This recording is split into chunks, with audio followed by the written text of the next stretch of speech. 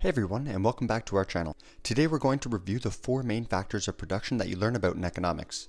Think of a factor of production as being an input in the production process. At least one of these factors must be used to produce anything, even the most basic of goods.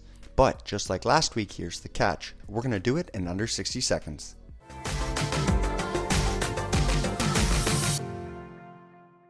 In economics, there's four main factors of production: labor, capital, land, and entrepreneurship.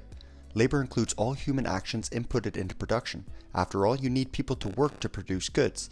And in the case of automation, humans are still required to oversee the machines, and that would be classified as labor input. Next is capital. A firm needs money to afford paying laborers and buying new equipment. There are two types of capital: monetary capital and physical capital. Monetary refers to money, and physical capital refers to equipment and infrastructure unique to your production. Next we have land. Note that this includes natural resources. This is exactly what it sounds like. You need space to actually build your factory, farm, or office, but you also need minerals and other primary goods to produce intermediate and final goods. Finally, there's entrepreneurship or enterprise, and this is the glue that holds the other three factors together. You need ideas, plans for future growth, and a means to organize the other three factors, and that's exactly what this one is all about.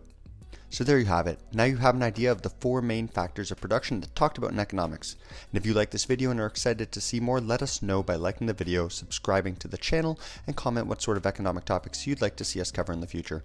Thanks for watching this video, and we'll catch you in the next.